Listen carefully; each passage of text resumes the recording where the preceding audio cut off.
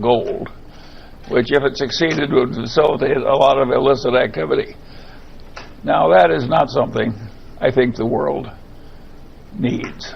And the fact that it's clever computer science doesn't mean that it should be widely used and that respectable people should encourage other people to speculate in it.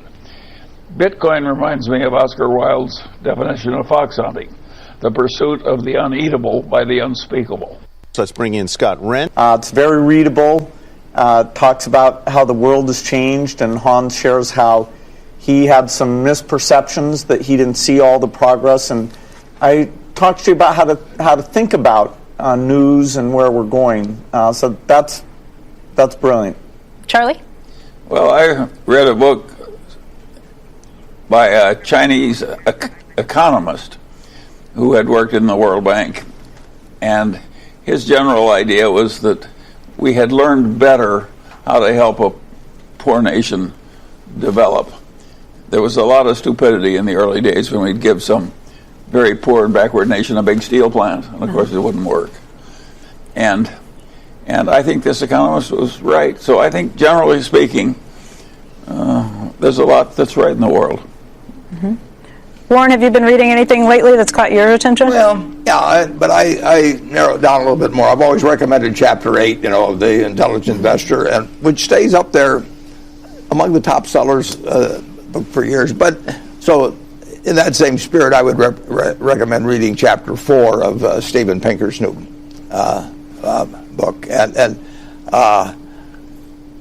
there's some very interesting reasons to be optimistic about the world in that chapter. What does it focus in on? Yeah. Tell them the name of the book, It's Bill. called Progressivophobia is the chapter name, and the book is called Enlightenment Now.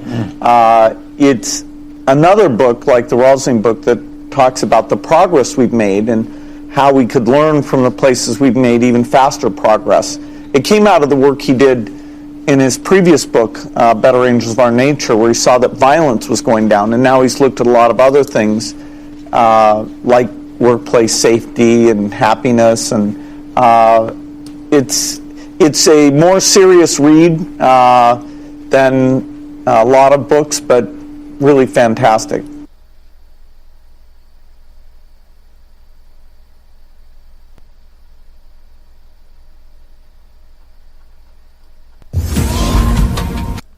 Our episode, the Oracle of Omaha at 87, the Berkshire Hathaway Enterprise held its annual meeting in Omaha, Nebraska on Saturday. That would have been April the 5th. We're coming to you on April the 8th, 2018 from WBRN Radio in Boston and on the Boston Red Network. We'll have, after our segment here, some of the annual meeting and an interview with Warren Buffett. We were looking at this morning's Squawk Box from NBC, and Charlie Munger and his idea of what Bitcom is work. He doesn't think much of it. Charlie Munger is 84 years old, and evidently he's agile. His mind is agile. He's agile physically, and his mind is agile. To give you an idea of Berkshire Hathaway and Berkshire Hathaway, I don't know. Anyway, some of their reach. They own the Omaha Herald, which is a newspaper in Omaha, Nebraska. They bought it for $200 million. Since that buy, that was in 2012, the company has formed BH Media Corp, Berkshire Hathaway Media Corp, Berkshire Hathaway Media Corp. No, I keep mispronouncing that. Which owns daily newspapers in Richmond, Virginia, Tulsa, Oklahoma, and other cities. One of the propositions Mr. Buffett has talked about is the idea of buying newspapers and looking at newspapers. The Herald in 2012, when Berkshire bought it, had a daily circulation of 130,000 and a Sunday of 162,000. In 2007, it declined 17, declined to 93,000 daily and 115,000 on Sunday. The BH Media, including the Herald, excuse me, laid off 150 people and eliminated more than 100 vacancies. The figures are not good, Munger said, of the economics of the industry. Well, that has been a problem. There's no doubt about that. The financial considerations are not much consequence to Berkshire Hathaway. And you hear this in the interview. He called them almost negligible. And the company has a $250 billion in annual revenue. So it is a different situation. Perhaps the New York Times, the Wall Street Journal, and Washington Post have a digital product with robust revenue to be viable over a long period of time. That is from Warren Buffett. The situation is with these papers like the Herald and last night the Denver Post. Those are the kinds of newspapers that when people buy them and put money into them, it is to serve the community. Yes, they do make a profit, but it's not as much profit before, because it's a little bit more difficult to turn, say, the Omaha Herald, a newspaper with 120,000 circulation or something of that nature, not a national newspaper like, say, the Post or the Wall Street Journal or New York Times, into a big-time circulation behemoth.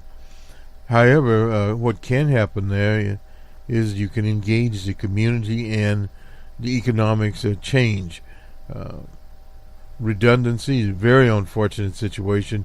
Digital production, the costs are much cheaper than before, but you cannot cut the newspaper to bare bones. That simply does not work. For example, the Denver Post, if my figures get me correctly, they went from about 200 in the journalism department there to 70, and that is a very, very critical period. Nonetheless, Mr. Buffett said that Berkshire would keep trying to find a way forward, but for now, he says, I wish I had a better answer for you. And that is a big problem. You have the print as opposed to the digital, but 115,000 on Sunday is not a bad circulation. The problem is you have to find a way to turn your paper more and more into a digital type of newspaper. And we are coming this information from the Omaha Herald. Let me just move around here a little bit. 3,000 runners. This is their annual 5K race that is sponsored by Brooks Running a Company. That is one of their Berkshire Hathaway's businesses. They put the race on. In past years, Mr. Buffett had appeared at the 5K race. Organizers aren't sure if and CEO will attend Sunday. It's a 3.1 mile course from the CenturyLink Center through the north of downtown. Then they finish at the riverfront at Lewis and Clark Landing. This is actually was written on April the 30th, so it was an early piece. I don't have the summary here. I don't know if they appeared there. He did not appear at that particular event, as we sort of do an on-scene situation here via the Omaha Herald, a newspaper. The only way we can do it to sort of wrap up our presentation from the annual meeting courtesy of Yahoo Sports. And there was a time here, well, they now said we have to be a digital subscriber to see it.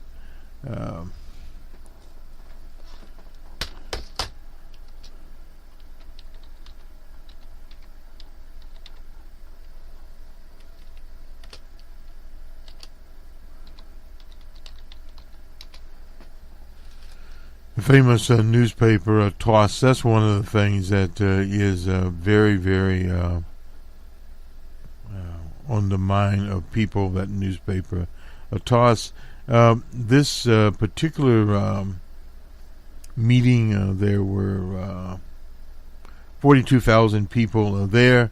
Amongst the speculation, what will happen after Charlie Munger and Warren Buffett leave the scene. Will they have this annual meeting? Well, we don't know. A lot of the people are attracted there by what is going on with those two personalities. They are the personalities. One of the star of this year a marathon 6-hour questioning and answer session was an 8-year-old girl who asked a complicated question about capital allocation. She asked why some of Buffett's recent purchases were in capitally intense businesses like rails, utilities, with their heavy machinery, bridges, locomotives, and the like. Why not focus on businesses that requires much constant capital, she asked. Businesses like American Express are not doing that well, of which Buffett owns 17%. I didn't know he owns 17%. Sea Candy, of which they own everything. Buffett said, especially from an 8-year-old girl, I'm certainly glad that she's not 9 years old. Well, very good question. 8-year-old can answer. I suppose 94-year-old Charlie Munger. But the key to that is, and Charlie talked about it, you live a long life and you have a lifelong learning. Very, very important to invest in and immerse yourself into a lifelong learning, period. That is one of the things. And the answer to her question, incidentally, was a decent return. The companies still do that. And Buffett is playing it safe here with the Burlington Northern and some of these other enterprises he has. In our opinion, he's not playing it safe with Wells Fargo. He should get away from that enterprise because it is literally, as they say, a fixture of larceny. Their selling tactics in their units, whether it be from home mortgages to other kind of what they call financial products, it's littered with larceny, no doubt about it. Period. Munger says returns on capital-intensive businesses are good enough. Well, they are at this point in the history of modern capitalist societies. Will that happen in the future? The answer there is very, very complicated, because if we look at, say, for instance, Coca-Cola has rebranded itself since the 1800s when it was first in business, and they actually had real Coke in the Coca-Cola. And they have turned that, as some people call it, from a sugar water type drink to now they have all kinds of products, including bottled water. We won't comment on that one. And various types of juices, of mixtures of juices, etc. So in other words, they have changed some of their portfolio with the time. In various other nations, and for instance, if you go to Mexico, you'll find, and various other countries, you'll find more actual fruit, apple juice, various types of juices, in not artificial flavors as are put in here. So they are a bit different. And if we jump around to the Burlington, at one time they made a lot of money when they were actually hauling petroleum product out of the Dakotas.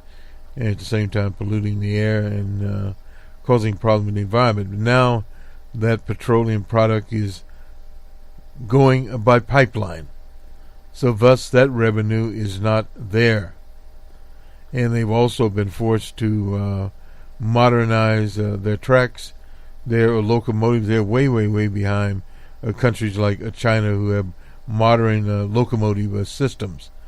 And China has built locomotive systems in, say, Kenya and places like that, using a much more modern locomotives than are there. And of course, in China, they have the most modern locomotives and commuter trains. Not basically in this country, except on the East Coast, from Washington down to Boston and on to New York. Amtrak runs a speedy train. So that's kind of one of the things, period. And this was the question here, and Buffett and Munger say the picture, this is for newspapers, is not good, significant to society, is enormous. And this was the point we're trying to make. We finally found their words, period. Why would Buffett ban Berkshire's investment in gun companies? Why not forbid investments there? In an interview, he said he wouldn't forbid gun company investments. The chair and the chief executive defended that position. Should it be just my view, or should it be the owners of the company? Well, that's a way of skirting around the issue. And of course, this is Mr. Buffett made known here that he supported Hillary Rodham Clinton in the election. When he speaks on political issues, Buffett said he's speaking for himself, not Berkshire Hathaway. Well, no doubt. Berkshire Hathaway, if you look at it, basically, it's basically a company, a conglomerate of companies built on American business principles. If you look at it, banking, rails, insurance, Geico, auto insurance, which even in 2016, Mr. Buffett admitted as autonomous cars come in and the software gets much better, that will make a big dent in the automobile insurance business. So, in other words, many of these investments are long-term, but they, in effect of economic history, they will have short-term consequences. When we talk about 5 or perhaps 10 years, many of these niches, I want to call them niches, but the rails have been up, the rails have been down, and they will go down as we get self-driving locomotives and electrical-powered locomotives, clean energy, autonomous cars in the insurance part of the game. And eventually, because of regulatory, and the U.S. doesn't have very good regulations, the Wells Fargos of the world cannot prosper, because they effectively, what they were doing was buffaloing people in to buying these mortgage products, opening up dummy accounts, that sort of economic jiu-jitsu in a modern capitalist economy should not be tolerated. We don't have Cavey Intor around anymore. So you have to look at this as they are, period. So this is one of the things that you sort of look at. Cost-cutting at Kraft for Heinz. It kills jobs, drove profits, but don't expect that at other enterprises now. Heinz and Kraft in the ketchup for the food business. Expect other companies owned by Berkshire to adopt a zero-based budgeting, ruthless killing, etc. Not necessarily. Most Berkshire businesses like Geico are pretty efficient to start with, unlike Kraft and Heinz. Old school businesses, when the investment partner 3G merged the two. That was in 2015. We do not expect managers to get into positions where there would be a lot of changes with zero-based budgeting. That is from Warren Buffett. And some businesses get too lean. Kraft Heinz is now running up against the limits of cost cutting. Now, this is a very important point. You can only cut so far in a business until you destroy the nature of the business or the core business in itself. And this is a very good point that they make. The company, again, is investing in marketing, and this is something many of the businesses, brick and mortar businesses, have done. And when they say marketing, they're effectively using, and Microsoft has done this, they used pinhead pin their political consultants to do what we call in political consulting flippables. And that's the sort of thing you're seeing more and more of, putting a spin on their products to try to convince the consumer that they have an up-to-date product. But if you look at it over the long haul, the historical long haul, and history moves much more quickly today than in the past, these are just stopgap measures. This is what they are addressing. Buffett skimmed the surface in his answer to an investor who wondered what if any product in Kraft Heinz portfolio are growing. And that's one of the things. Owns more than a quarter. This is Berkshire, of the packaged food company. And one of the big problems here, there's a lot of competition when you talk about Kraft Heinz. They're packaged products from the supermarkets, and their deli products that customers can pick up or have delivered to them, food that is prepared there. And that has knocked out a lot of Heinz appeal.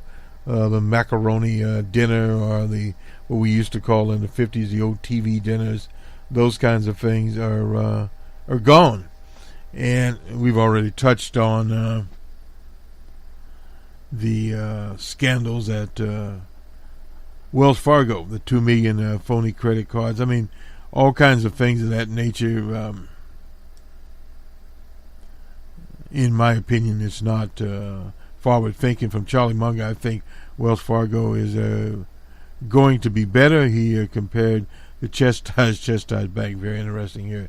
The editorial from in the wake of exposure, the movie mogul Harvey Weinstein's alleged wrongdoing and the Me Too movement that spurred it. He has done a lot for improving behavior, Munger said, and to some snipples and chuckles from the audience. I wonder, is he talking about Harvey Weinstein? Well, he has. In other words, this is what usually happens when you have Charlie Weinstein or what have you, and his problems, now the problems of the former Attorney General of New York. These sort of things take a life of their own, and now we're in a different position in the society, socially, economically, and it goes socially, politically, socially, economically. They all come together. However, though, the Me Too movement, more immediate impact, the scandals facing Facebook are Wells Fargo, a little different there. They were just outright stealing from people. Whereas Facebook and their enterprise, the way that they are marketing that, and I will use the term marketing, but Facebook was not scathed. And part of the reason there is most people don't realize or don't care about their privacy or understand actually what is going on with them. But overall, my impression of the 2018 Berkshire Hathaway meeting was, as the old ones, they had lines around blocks and blocks to buy Fruit of the Loom. We used to, they make all kind of products now, but they made underwear and various other things are there. And they have the Furniture Mart, the jewelry store there, Dairy Queen and that, and Munger and Mr. Buffett sat there all the time with a bucket of ice with Coke in it there. At the same time, Charlie Munger is eating sea candies. Well, you can do that. You're 94 years old, and they make a point of saying, and Mr. Buffett does, that at 87 he can still eat what he wants. I suppose in moderation. But if you can do that at 87 or even at 94, are you doing something right? And we'll end this part and go to the what we can euphemistically call the canned presentations, which will be the live part that we edited out from the actual Berkshire Hathaway meeting. And we'll do the sports here. Take a break here. And incidentally, you will see this on many of your channels, including our Numbers Man channel. It'll be there. And it will be also on Boston Red on the E for May 2018. We'll do the sports. Be right back. Full booths. It went past the shoes, went all the way to the NetJet, which itself had a long line because people want to go in, look at the private jet. Seas Candy, as we know, always a mob scene. Brooks Running is always one of the most crowded booths. But I mean, it took 20 minutes to do one lap of the floor yesterday. And just to be clear, this was a line to get into Fruit of the Loom, not even to buy anything. It was like a hot club. People are lined up. I got to say, I got some great deals in there. That's all I'll say. So it's interesting, too. So how does the math work? You know, there's 40,000 people here, but only 17.5 can fit into the arena. The overflow is over here, shopping still in the convention center. Then there are other rooms here and across the street at the Hilton where people can view this, here watching on Yahoo Finance. And so, there's another 20,000 people spread about. So where do all these people come from? I mean, I've met people from all over the world. We wanted to find out a way that we could see this information in one place. Julia LaRoche now has moved to just below our stage with more on where everyone comes from. Julia. That's right.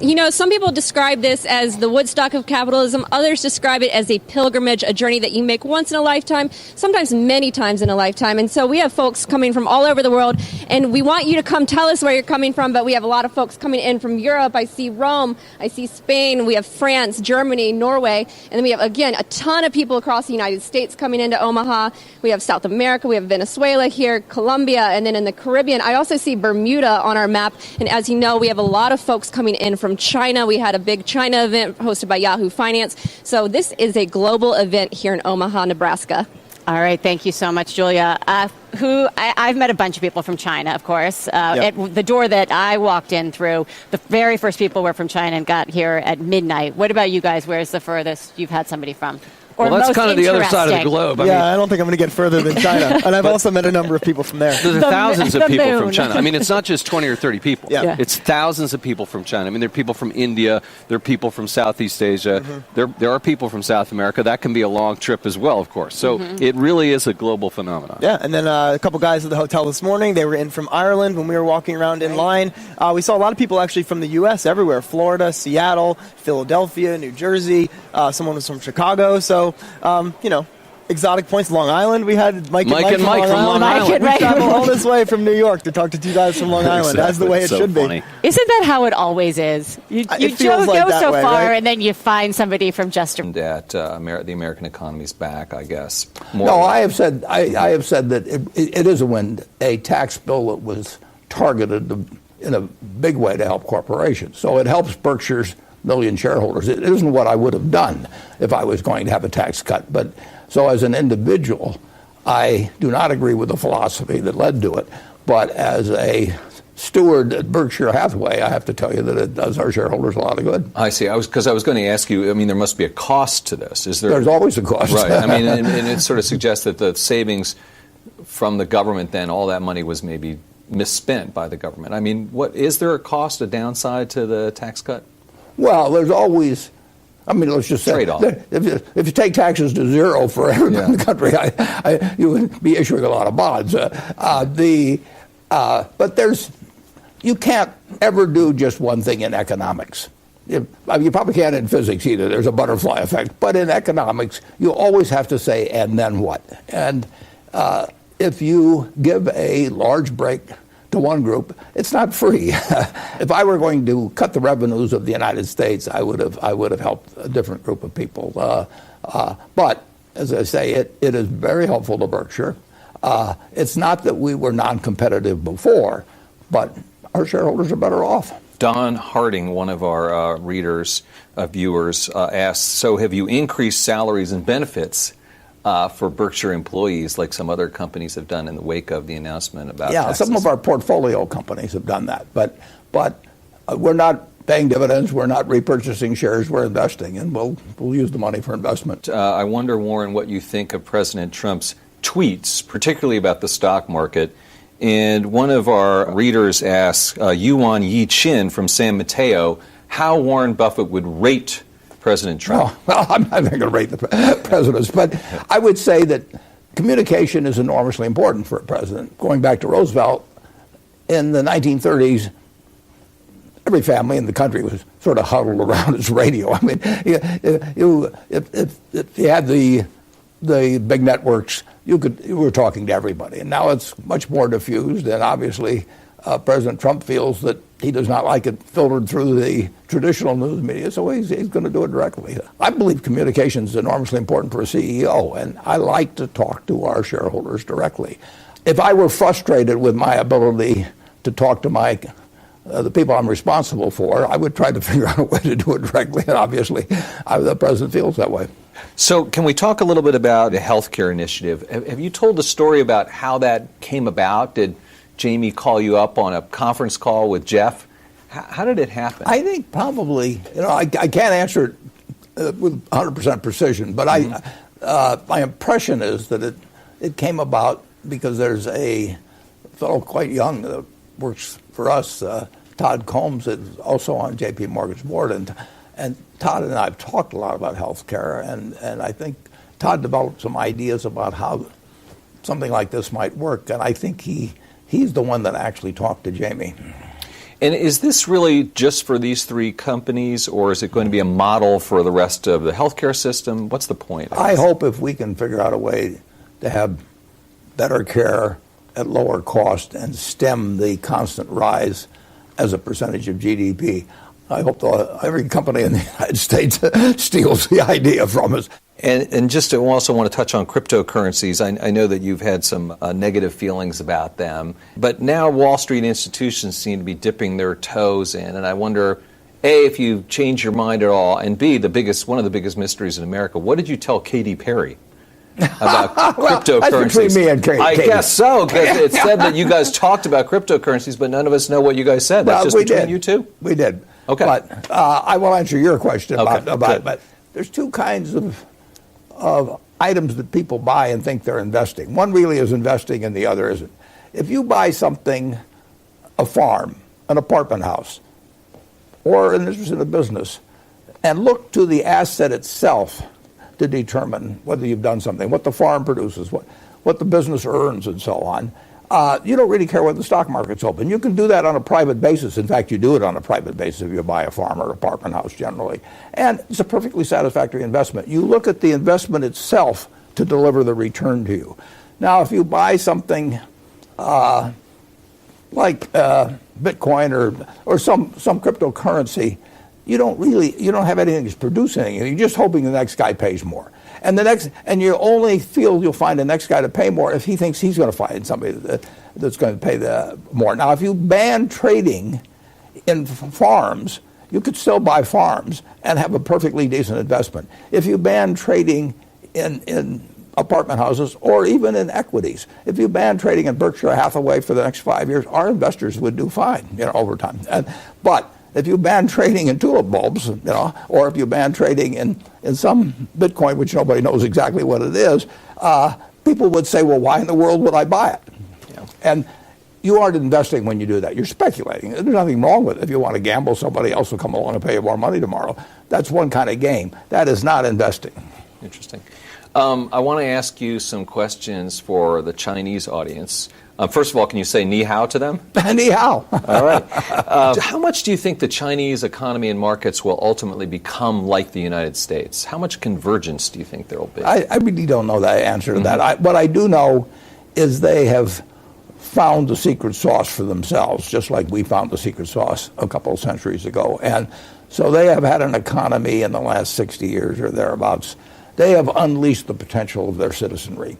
And where for really centuries they did not progress that much economically for overwhelming portion of the population, what they've done in the last 50 or 60 years is a total economic miracle. I never would have thought it could have happened. But the truth is, they're as smart as we are, they work as hard as we are, and they can have a growth in the economy from a lower base that will exceed ours percentage-wise for a long time. And I mean, they're destined for a fine economic future just like we are. Shifting gears, Warren, I want to ask you about women in the workplace and the Me Too movement. What role can men play to advance women in their careers in business and in the economy? Well, I had and have two sisters that are absolutely smart as I am and better personalities, and you'd like them better. And, they were born around my time of 1930, and they were told marry early and marry well. That was the unseen message. I mean, nobody ever said it that way, but so I have seen half of the United States' talent basically put off to the side. And it's one of the things that makes me optimistic about America, because when I look at what we accomplished using half our talent for a couple of centuries, and now I think of doubling the talent that effectively employed, or at least has the chance to be, it makes me very optimistic about this country. And good managers are scarce. Talent is always rare, and you better use every bit of it that you can find. It. Certainly the way I've felt personally all my life. Skip from Baltimore wants to know if you collect Social Security. I collect it, and my wife is now eligible, and she's supposed to be collecting, but she hasn't gotten her check yet. But we'll see whether she should be getting it here pretty soon. Tasia from Columbus, Ohio asks, plenty of time left, Warren, but got to ask you, what do you want to be remembered for? As a teacher. Yeah, that would be very flattering if I would feel if that was on my tombstone, because I benefited terrifically from teachers. Not all teachers who were employed as teachers, but teachings of all kinds. But the people spending their time to pass along what they have learned. So a teacher, not a great investor. Yeah, well, I don't do anything in investing that's complicated. I've just been at it a long time. I mean, just look at it. If I just put that $114 and the S&P, I'd have $400,000 now. Well, I think there's a little more to it than that. Scott from Papillion, Nebraska says, how do you tell the difference between reasonable and unreasonable fear? So in other words, a stock's down, maybe it should be down, or a stock's down, maybe it shouldn't be down. Well, you just keep looking at the facts. I mean, you're looking at a business. That's the important thing. You don't look at a stock chart. I looked at stock charts for years. I used to have a lot of fun doing that. I was kind of groping around for a philosophy. You look at the business. I mean, how do you decide if you own a half interest with some buddy of yours in a McDonald's store? How do you decide, whether it's a successful investment? Well, if the snow's 2 feet out and there's no business today, do you say, well, I made a terrible deal? No, you look at how it's performing as a business over time, how it's doing versus the competition, All right, Warren Buffett, thank you very much for all of your time. Great talking to you. Okay, thanks for having me. It's amazing how long you can talk to him and still have more questions. There's more to come today. Yeah, exactly. And that's because he has this wisdom that people... At 87, I think I've now learned what happens, and it's fine, but I don't want to spend 7.5 days a year when maybe I can call up people that I trust and admire who are on the board in 5 minutes, find out what's going on or whatever it may be, any questions that come up. And so we are their partners and delighted to be their partners. And now we have 2 people on the board of Kraft Heinz, and they can do the traveling, and I can stay home. Charlie, how many public? You're on Costco, of course, but over your lifetime, how many public boards? Oh, I Costco, except for something like the Daily Journal, where I own part of it. Costco is the only public board You were on Kansas There wasn't Power, Berkshire or something I owned personally. Yeah. I was on Kansas City Power and Light. Boy, that goes way back. But basically, it hasn't happened. I don't envy people who float around to a lot of different board meetings. No, generally speaking, you have very little influence and spend a lot of time. And the trouble is, if you're going to a board meeting, particularly if you get to be international, and sometimes they feel they have to have one that's international, they feel they have to take up a fair amount of your time, or it wouldn't have been worth coming, thousands of miles for. So you get a lot of this show and tell stuff, and that I find my mind drifting. Okay, Gary.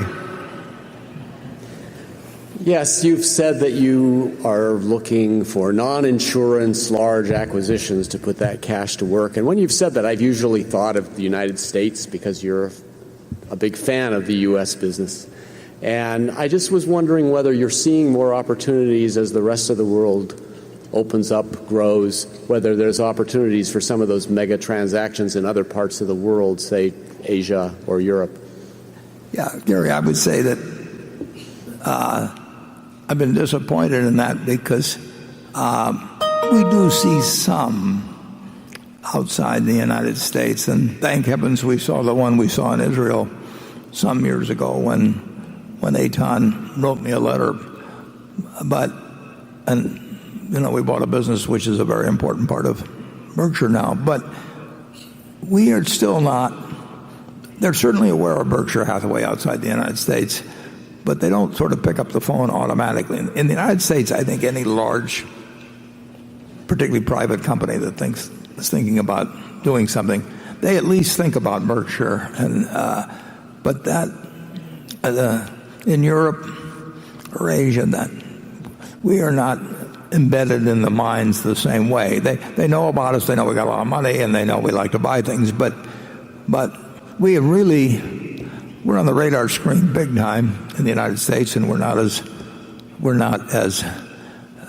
don't, the immediate desire to be sure that they've thought about the Berkshire option does not occur the same way outside the United States. And we've tried to encourage it a few ways, but I would say that the results have not been great at all. And but I hope tomorrow, I get a call from Germany or Britain or Italy or you name it, and Australia, wherever it may be, and I hope I get a call and we get an opportunity to do it.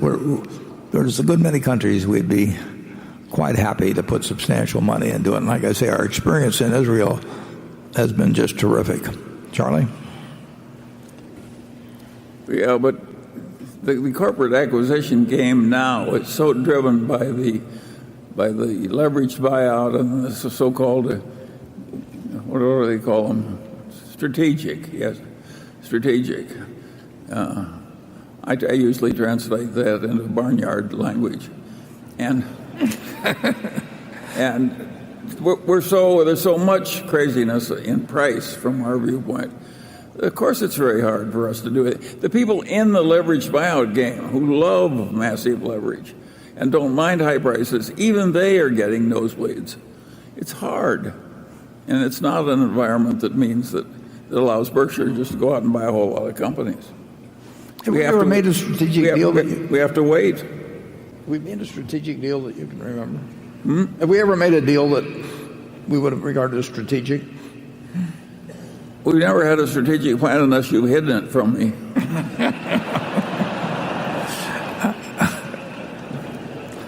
Okay, that answers that. Station 6. Hi, I'm Brady Ritchie from St. Louis, Missouri, shareholder since 1996. Terrific. Warren, you and Charlie have been critical of business schools in the past and what they teach. With respect to value investing and super investors of Graham and Doddsville, you featured the returns of many great investors with different backgrounds, work, and education, with the lesson being following the philosophy is the key. To be successful today, does it still just fall back to Chapter 8 of The Intelligent Investor? And what do you think of programs and designations such as CFA, CFP, etc., which purport high standards, yet rooted heavily into academia? and I'd like to challenge you to a round of bridge tomorrow. What was the last part? What do we think about? Yeah, business schools and all that. Business schools and all that. Yeah. I didn't catch the last one. They're better. Oh, he's challenging me to a round of bridge. Okay. I went to 3 business schools, and at each, I found a teacher or two. I went to one specifically to get a given teacher, but each one of them I found a teacher or two that I really got a lot out of. So we're not anti-business school here at all. We do think that the priesthood, say 30 years ago, for example, in terms of, or 40 years ago, in terms of efficient market theory, and they strayed pretty far, in our view, from the reality of investing. And I would rather have a person, if I could hire somebody among the top 5 graduates of number 1, 2, or 3 of the business schools, and my choice was somebody that was bright, but had Chapter 8 of The Intelligent Investor. Absolutely, it just was natural to them. They had it in their bones, basically. I take the person from Chapter 8. This is not, what we do is not a complicated business. It's got to be a disciplined business, but it does not require a super high IQ or anything of the sort. There are a few fundamentals that are incredibly important, and you do have to understand accounting, and it helps to get out and talk to consumers and start thinking like a consumer in many ways in certain industries and all of that. But it just doesn't require advanced learning. And I certainly, I didn't want to go to college, so I don't know whether I would have done better or worse if I'd just quit after high school, and read the books I read and all of that. I think that if you run into a few great teachers and they really change the way you see the world to some degree, you're lucky, and you can find them in academia, and you can find them in ordinary life. And I've been extraordinarily lucky in having great teachers, including Charlie. I mean, Charlie's been a wonderful teacher. And, any place you can find somebody that gives you insights into things you didn't understand before, maybe makes you a better person than you would have been before, that's very lucky, and you want to make the most of it. If you can find it in academia, make the most of it, and if you can find it in the rest of your life, make the most of it. Charlie? Well, when you found Ben Graham, he was unconventional, and he was very smart. And, of course, that was very attractive to you. And then when you found out it worked and you could make a lot of money while you're sitting on your ass, of course, you were an instant convert. And so... It still appeals to me, actually. I mean... But the world changed. Before he died, Ben Graham recognized that the exact way he sought undervalued companies wouldn't necessarily work for all times under all conditions. And that's certainly the way it worked for us. We gradually morphed into trying to buy the better companies when they were underpriced instead of the lousy companies when they were underpriced.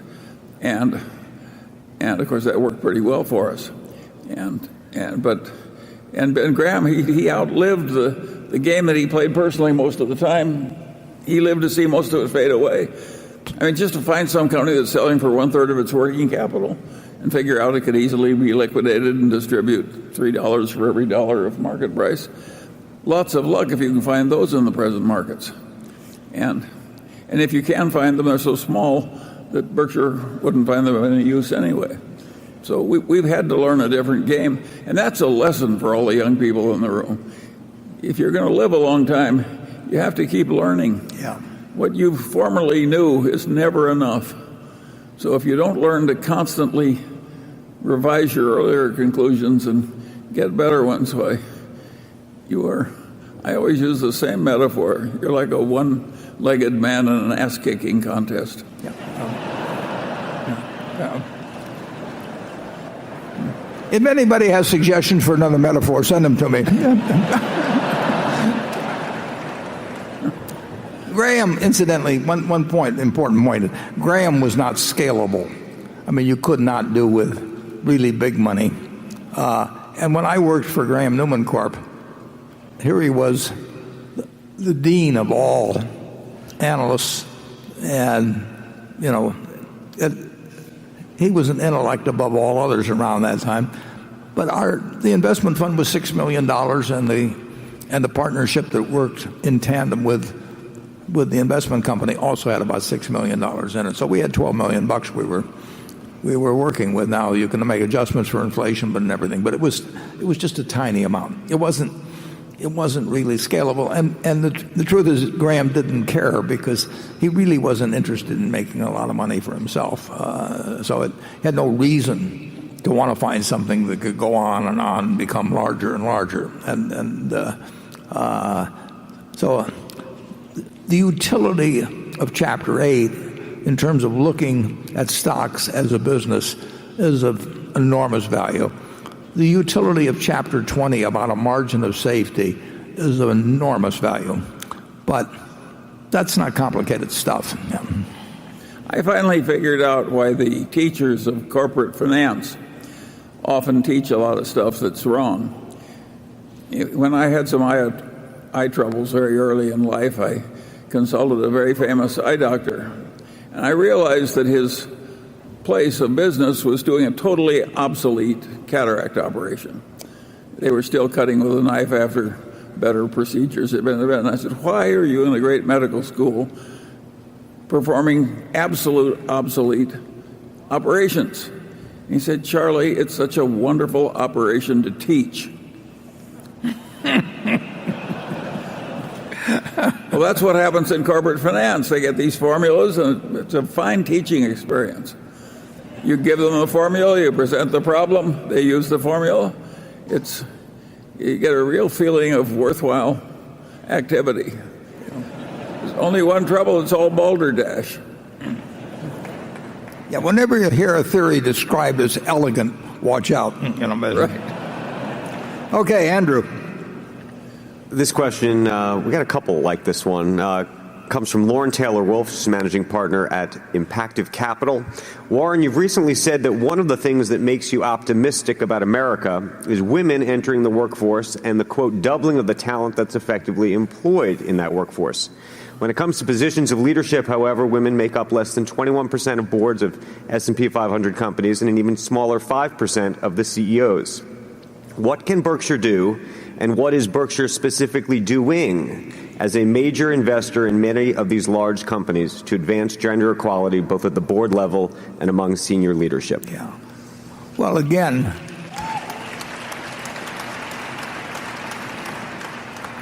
as I've pointed out in the past, one of my sisters is here, and I have two sisters that are absolutely as smart as I am, and they have better personalities as anybody that knows both of us or all of us can attest. And they didn't remotely have the same opportunities I had. And you have this 1942 or New York Times, and women could be nurses or teachers or retail clerks or stenographers, and that actually worked enormously to my advantage when I was a kid in Omaha in the 30s, because I had way better teachers, because that was a job open to women. I didn't have a single male teacher in grammar school, and Charlie didn't when he went to Dundee, I don't think either.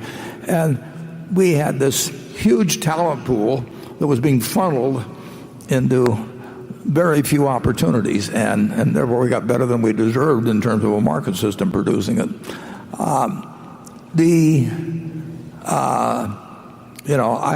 again, our managers run their companies, but I've probably named, before we made this management change, I probably named only 6 or 7 CEOs in the last 5 or 6 years. We don't change that much, but I would say that half of them that I've named have been women, which is about what should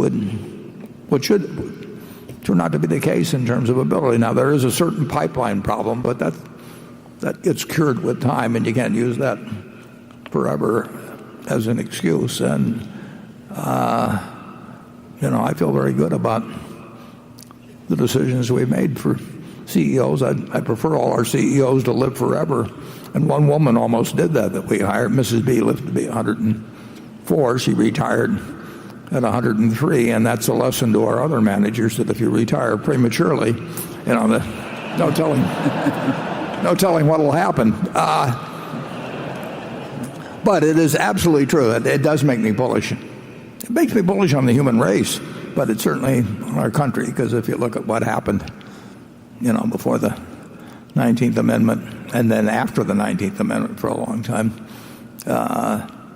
and continuing to this day. But it's that there's been significant improvement, and I do feel more optimistic about the future, because I think there will be more selection by merit rather than by gender or by race or by inheritance. I think that if you had a system where all businesses got passed on to the eldest son or something, I think that society would make a lot less progress than one that's merit-based. Charlie?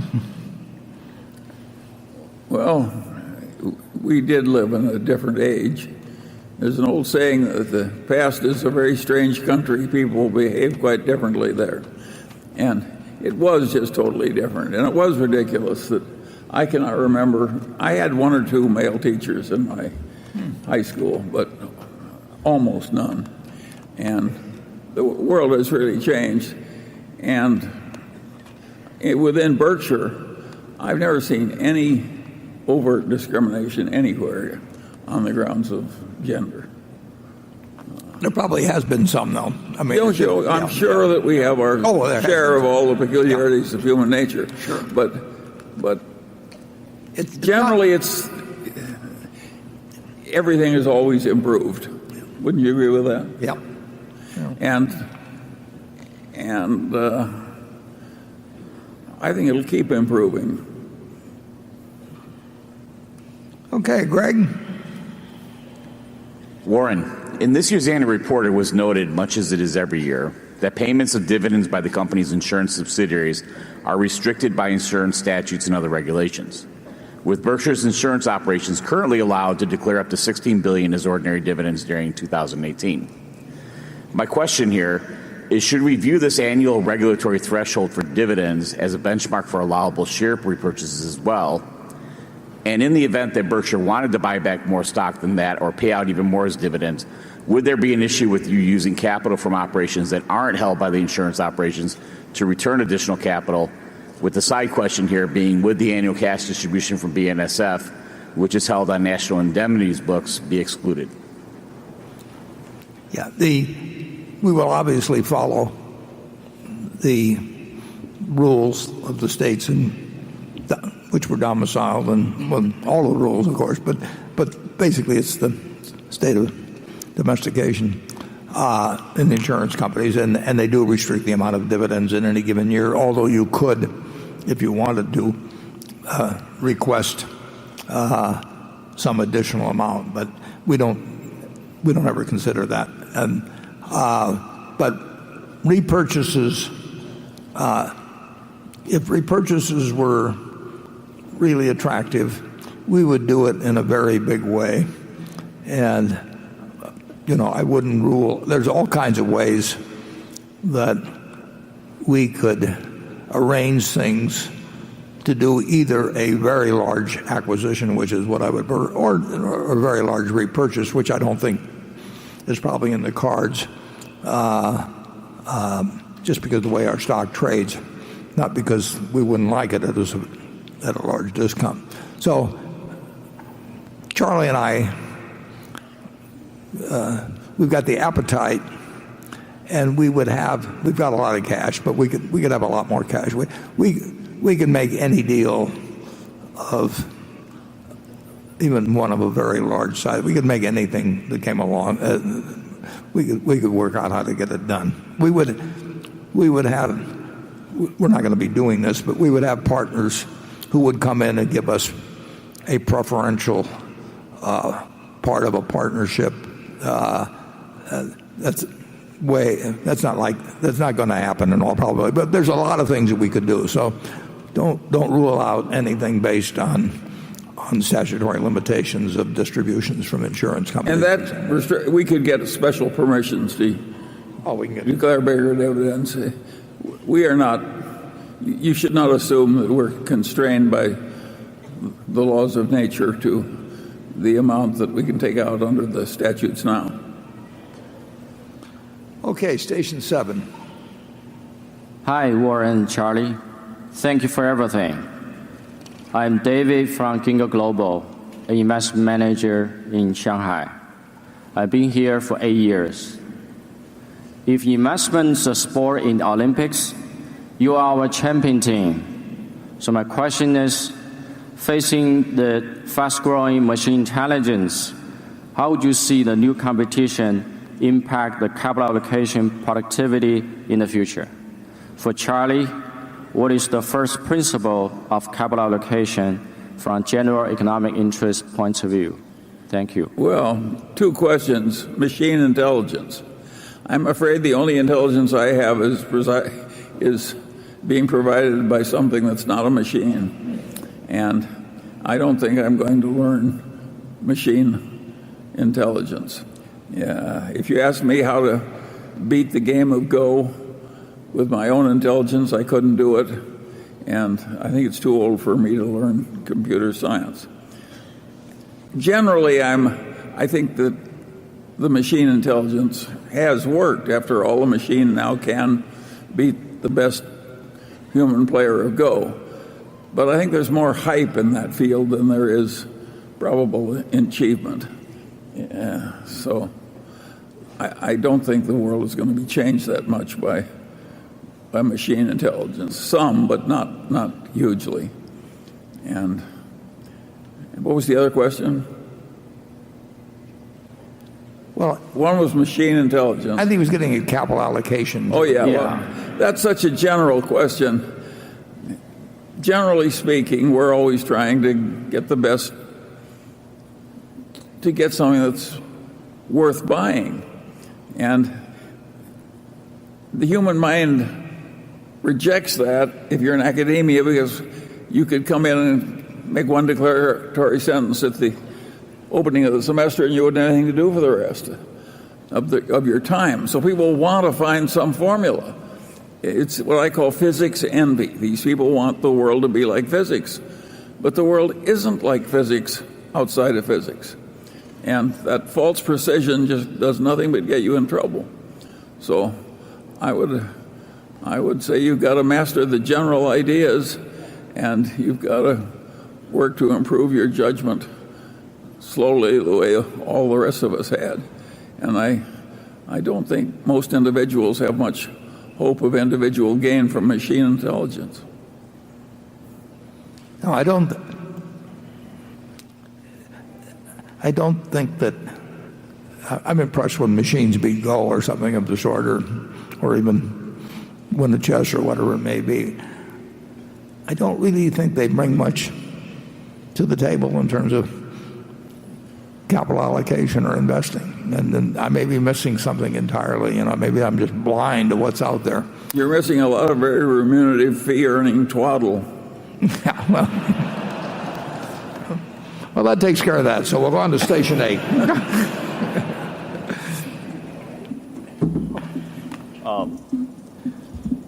Dear Mr. Buffett and Mr. Munger, thank you very much for hosting the meeting. It's truly been remarkable. Thank you.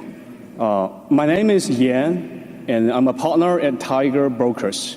a leading electronic brokerage firm from China.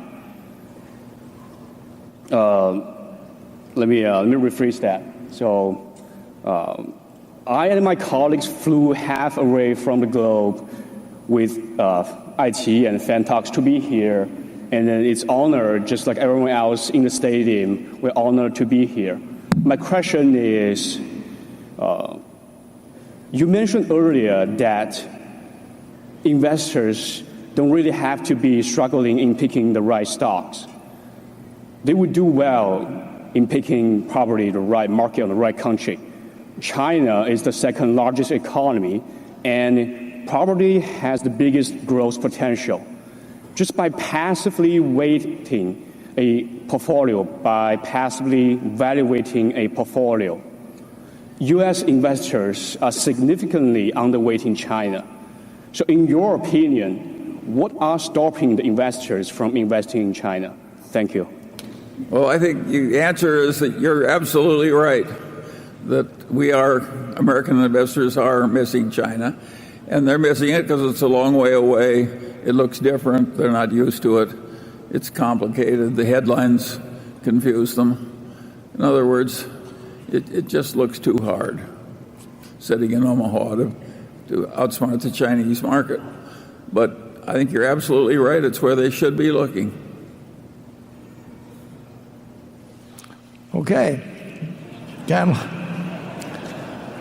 We've actually had a couple of investments in China.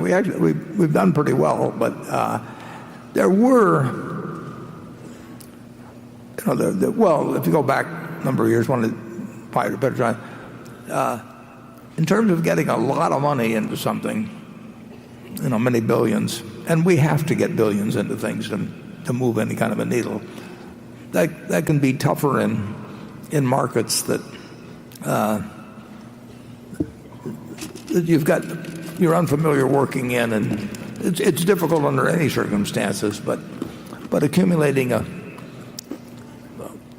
$6 or $8 or $10 billion position in investments outside the United States can be very difficult. For example, in UK and much of Europe, we have to report when we own 3% of a company. In fact, we can be asked to report if we even have less than 3%. That really gets very tough when we get a bunch of followers and a lot of publicity that probably isn't deserved in terms of what we're doing in the markets and everything. So some of the problems are just by the nature of our size. It would be it'd be a lot easier for running smaller fund. PetroChina, we managed to get a very big position, but the government owned 90% of it, so we bought 14% of what the government didn't own, but it was still only 1.4% of the company. But Charlie actually keeps pushing me to do more in China, and we've tried a couple of times actually. And there was one operation that we got involved in. Well, you did so poorly the first time you put in $200,000 and got about $2 billion. So yeah. Well, wasn't encouraging enough. Okay, station 9. My name is Dr. Sherman Silber. I'm an infertility doctor from St. Louis, and I've been a shareholder and coming to this meeting for 23 years, and I want to thank you very much for making my grandchildren very rich.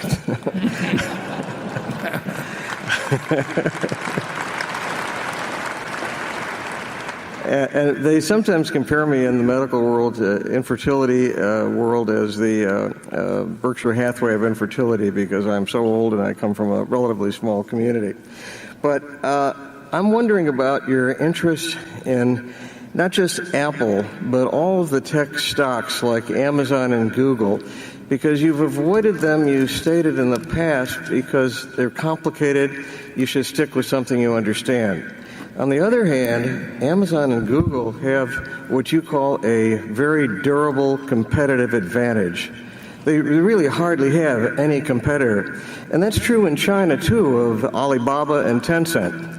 So it seems like it's a conflict, and I'm wondering if you're going to be turning the corner and going into these tech companies that seem to have no serious competition. Well, we certainly looked at them, and we don't think of whether we should be in tech companies or not or that sort of thing. We are looking for things where we do get into the durability of the competitive advantage, and whether we think that our opinion might be better than other people's opinion in assessing the probability of the durability, so to speak. But the truth is that I've watched Amazon from the start, and I think what Jeff Bezos has done is something close to a miracle. And the problem is, if I think something will be a miracle, I tend not to bet on it.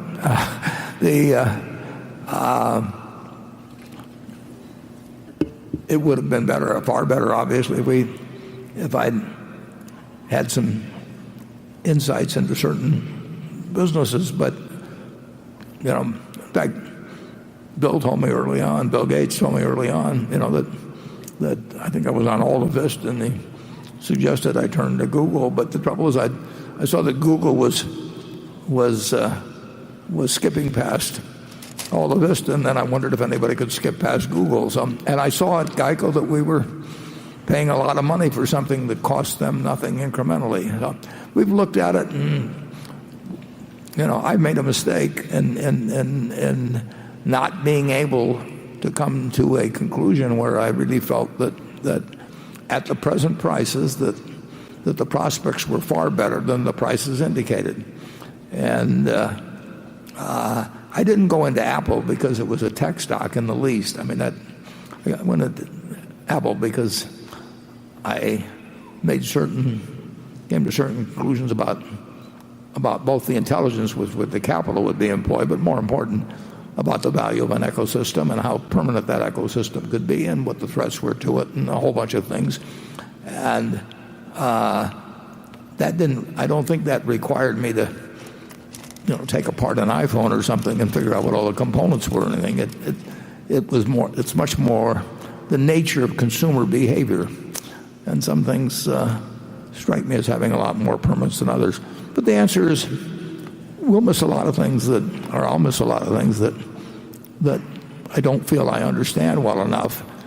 And there is no penalty in investing if you don't swing at a ball that's in the strike zone, as long as you swing at something at some point, and eventually that you find the pitches you like. And that's the way we'll continue to do it. We'll try to stay within our circle of competence, and Charlie and I generally agree on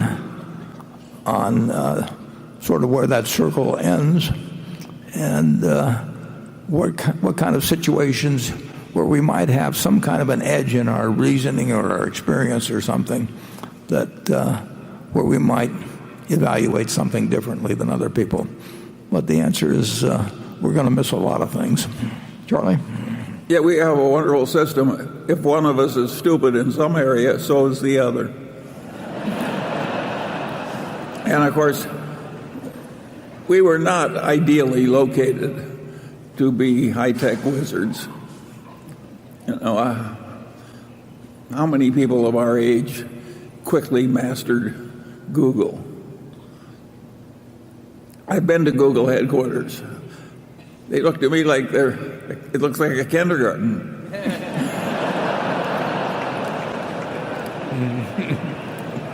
A very rich kindergarten. Yes.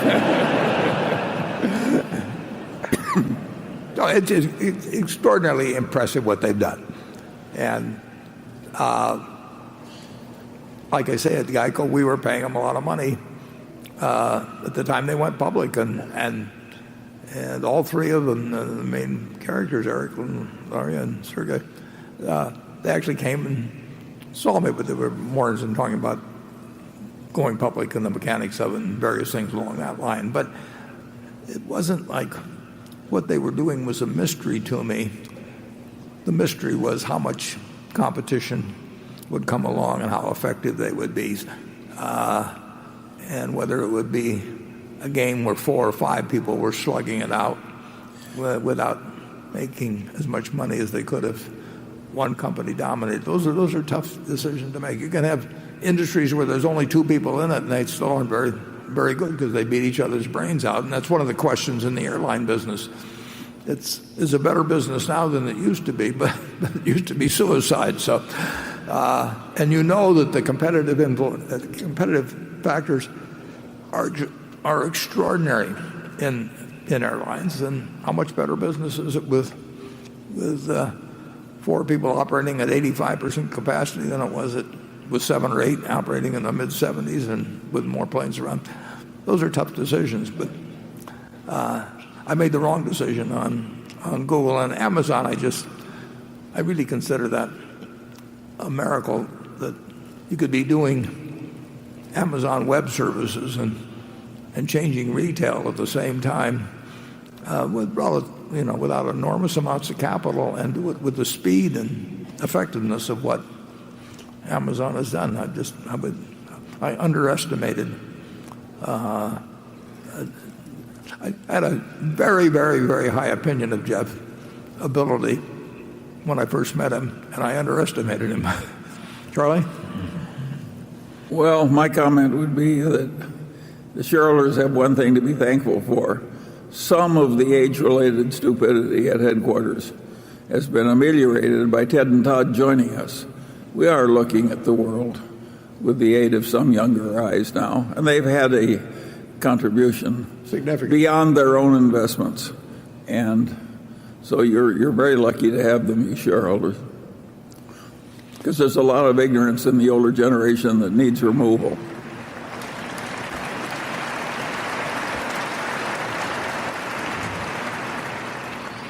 Okay, station 10. Hi, good afternoon. Good afternoon, Warren. Good afternoon, Charlie. And my name is Yu Jun. I come from China, and I work for Hengtian Caifu Family Office. And we are serving high-worth individual clients in China. And you two will be my dream customer. I know your shareholder, Bill Gates, has a family office which helping his wealthy. So my question is, do you have a family office? And what can we know what they do? Anything for you? And if not, are you planning to have a family office in the future? We already have a family office. It's sitting right here. Yeah, we would be the last guys in the world to have a family office, actually. There are a lot of them around, but it's not something that fit the Munger family or the Buffett family. Charlie, you have anything? Oh, no. Okay, we'll do one more. Station 11. Hi, Warren, Charlie. My name is Adam Mead Capital Management from Derry, New Hampshire. In the past, you have touched on certain compensation arrangements with key executives. Could you please provide some specific examples of compensation arrangements within Berkshire that speak to incentivizing good behavior while not penalizing the manager for size or the relative ease or difficulty of the business or industry? Thank you. Well, that is a very, very good question and a very, very tough question, because some of our... He really doesn't want to answer. Well, some of our managers are in businesses that are just much easier. I mean, we bought into a variety of businesses. People are obviously influenced by what pay arrangements are elsewhere. It wouldn't be human if they weren't. And trying to come to the right answer when you have different degrees of capital intensity, very different degrees of basic profitability, and how much you scale up based on size, because there is an incentive to grow businesses. Usually if businesses get much larger, everybody from the CEO down expects to earn more money for something where they really bring the same amount amount of intensity and work and ability to it. It is really a tough question. I think that if you engage compensation consultants at public companies, which they all do, they're going to recommend things that cause them to have CEOs recommend them to other companies. It's just you're working against human nature when you have an arrangement like that. I would say that we have obviously kept a very, very, very high percentage of the managers that we hope to have stay with us. In fact, just about 100%. And I think people do like to make their own decisions. They do like recognition. Most people respond. They like doing a good job, and they like the fact that we understand it, and compensation is part of that. But it's not the whole thing. And I wish I could give you some precise formulas, but there aren't any. We really don't, Warren. It's an advantage at Berkshire to keep our individual deals private. There would be no advantage to just publishing them all. No, we're not going to do that. No, of course not. So what we're saying, he makes all those decisions personally. He's got every formula in the book, and he keeps them all private. That's our system. Well, we do. We publish what the directors are paid. We publish what we have to, yes. Yeah. Okay. It's 3:30 now. We're going to reconvene at 3:45. Charlie and I, we love the fact that our partners basically turn out for this. So we thank you for coming. I hope you've had a good time, both at the meeting and in Omaha, and we look forward to seeing you again next year. Thanks.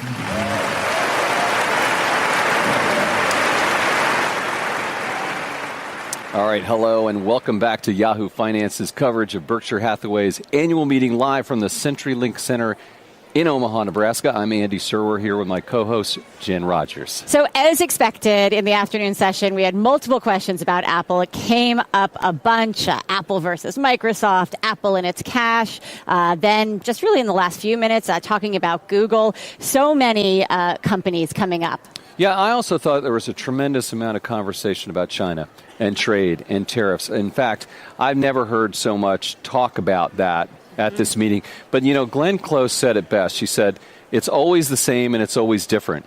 And it's always different because of the news and the changes in Berkshire Hathaway in terms of their investments and the investment environment that changes as well. Yeah, definitely a lot on China there. Let's bring in Miles Udland. He is on the floor for us. He'd been in the press box. Miles, what's your big takeaway? Yeah, Andy mentioned there talking about Apple, and I think people who are watching the meeting, people who saw the beginning of the second half, they'll remember Daphne, the 8-year-old girl from New York City who brought up the question about Berkshire's investments in more asset-light businesses. And then Buffett eventually, later in the meeting, in response to a different question, talked about the asset-light nature of the U.S. economy. I think Apple plays into that theme quite a bit. So if I had to define a second half theme, it would be the asset-light nature of sort of modern commerce. The beginning, to Andy's point, a lot of discussion about China, and moat was a word that came up a number of times. Elon Musk got mentioned in that. And then, of course, Wells Fargo really didn't change their tune there. This is now the second year in a row that Buffett has essentially said, well, there was an incentive problem, but I'm not too worried about what happened at the bank.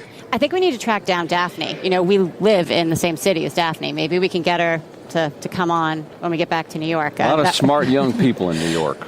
Definitely. Let's bring in value investor John Rogers right now, chairman and CEO of Ariel Investments with over $13 billion under management. Welcome. Great to be here. So why do you come every year? What keeps bringing you back? Well, one, I have so much respect for Warren Buffett. It's just great to be here and, see him answer the questions every year. But it's also kind of a value investors convention. You see great value investors everywhere. I spent a lot of time this weekend with Mario Gabelli, for example. My friend Tom Russo's here. It's just a great place to network, get great ideas, share ideas. John, you said that you founded your firm in 1986, the same year that Gabelli did. And, I think it really speaks to your ability to create a sustainable business model as an investment firm. Not easy to do. To what do you owe your success? Well, I think